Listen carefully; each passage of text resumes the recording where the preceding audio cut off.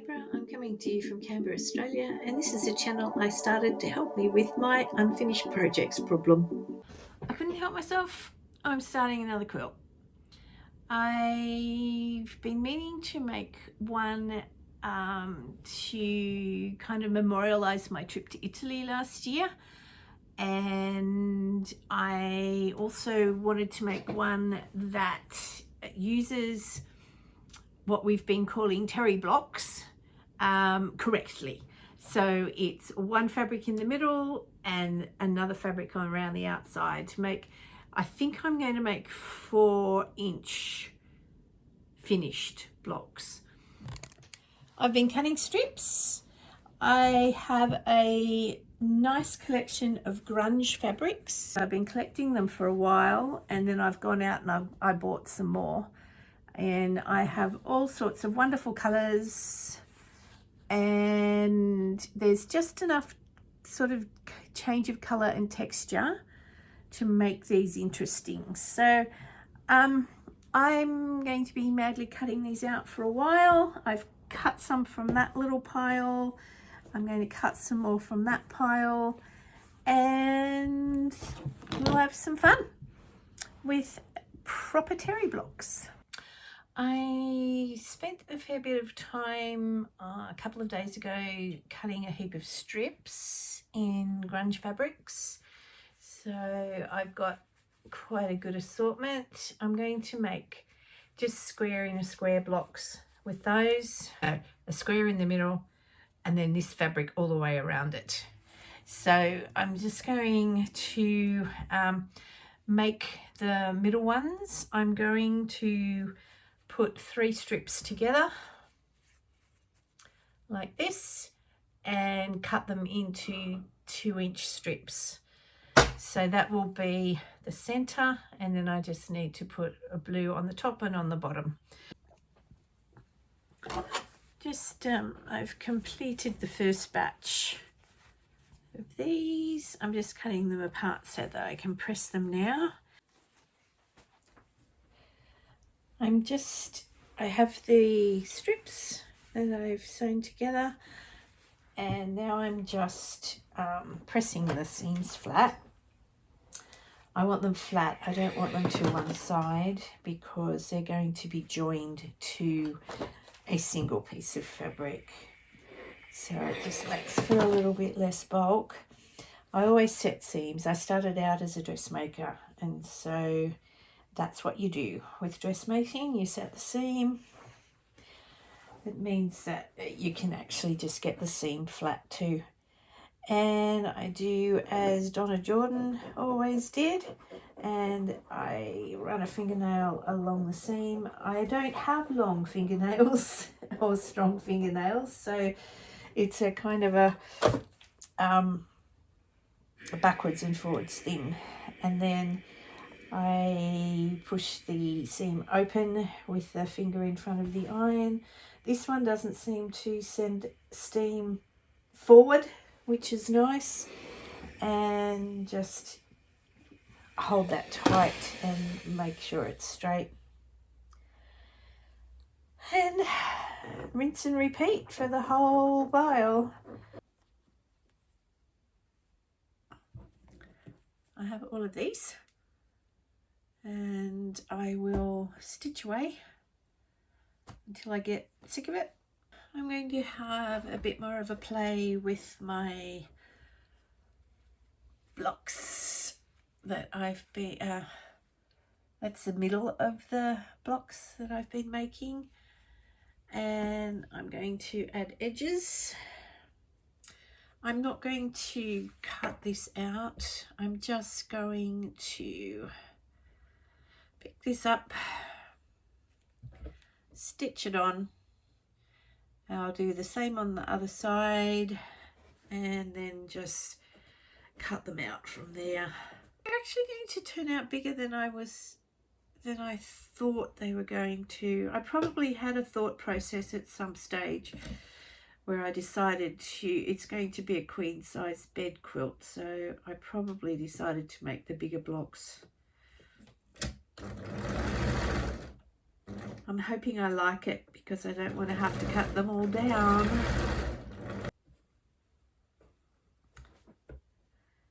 Oh, and I don't have my 1/4 inch foot on.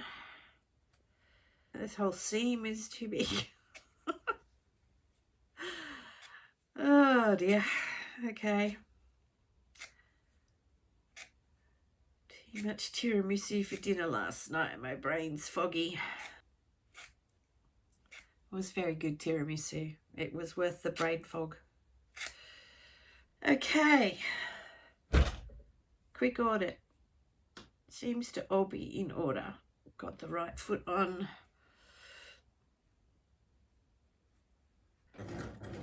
I love these grunge fabrics. I love the sort of scrapings of colour. Quite excited to be making a quilt out of them. I've wanted to do this for quite a while. This finally had the idea. So I've got that with one side sewn on. Just lay the other side down, put this at the top, and stitch this on. So that gives a completed block, and I just have a little gap between each. Stitch that one on. I'm almost to the end, but not quite. And then just line the next one up.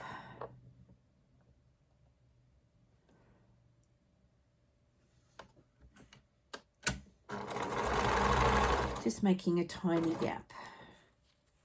Just chop that off with the scissors. Just give a little bit extra there, just in case it's required. And that goes in my scrap pile. I've got quite a nice assortment there. That will be great for terry blocks. So I will set these seams. Just get that nice and straight on both sides.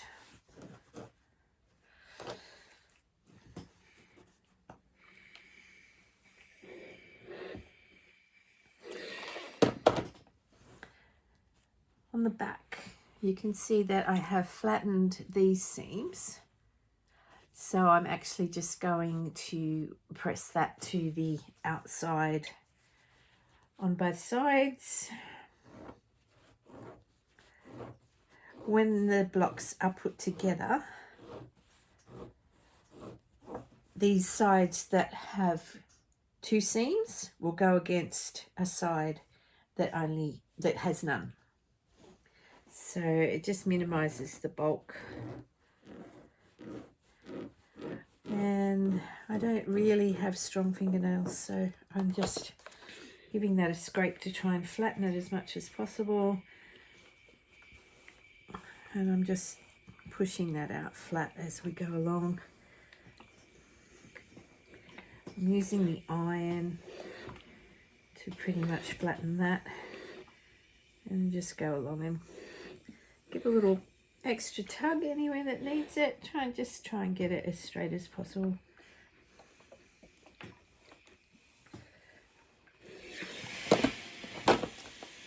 And then we have a situation where all I need to do is just cut through there, and that gives a perfectly sized block. I haven't decided yet whether I will cut them down or whether I will just use the size of block that comes out of this. I do like the blunted edges when I use template. The corners are blunted. It just reduces a bit of bulk there. And these, I mean, it's always possible these blocks won't all end up exactly the right size. I might just need to trim them down. But if they look pretty similar, I might not might not even do that. It might not be necessary. As I said, it's all an experiment. There's an idea in my head. I'm just going to see if I can make it work. I've been playing with the blocks for my Italian quilt. I wanted a kind of abstractish house kind of look, and I've come to the conclusion that the blocks I made are either too big or it's the wrong layout. I'm thinking I want something that looks very scrappy and small. So I've started up the top here. I've just started. I'm going to have a look at how I like it. If it's just basically a scrappy quilt in all these different colours that I saw houses in Italy, I might go back and decide they need roofs or cobblestone paths or something, but I might actually just get the effect I want in a very abstract way by just using the blocks in the size that I've made them. I want to actually sort this out before I cut them down, because you can't cut them back up. Anyway, so I'm going to have a look at how it looks with that arrangement up the top left hand corner, and just make a decision about what I'm going to do. It's also possible that this was just about making a very bright quilt for my bed. I like that way more than the attempt to get house-like. I might just find some triangles and put little roofs on them and see whether that improves things at all. I could do a flying geese block, maybe with roof tiles and paving cobbles or something. But yes, this is way more what I was thinking about. I may just want to take inspiration from the colours of the houses and the fact that they're square mostly and just make this bright quilt. Okay, I've lost the daylight, so I've got the camera in one hand and my light in the other, so please excuse if there's a bit of a wobble. I've put up a heap of these blocks. I'm not happy. I've had another idea, of course. I wish I would have like the fifth idea before I start cutting out. But anyway, I'm going to have a play with my next idea. I think there's just too much pale in this. I don't like the pale centres very much. And there are too many pale blocks. I kind of want something pretty bright and cheerful.